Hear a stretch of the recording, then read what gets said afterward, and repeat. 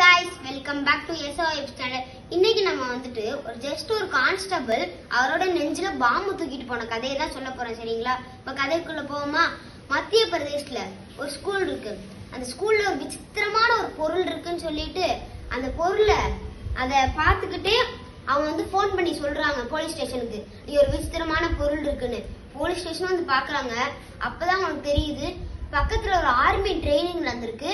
அங்க இருந்து ஒரு பீரங்கி சுட்டு அதோட பீரங்கியோட குண்டு வெடிக்காம அது கீழே கிடக்குதுன்னு சொல்லிட்டு அப்ப எல்லாருமே போலீஸ்னா 10-20 அடி தள்ளி போய் நிக்கிறாங்க.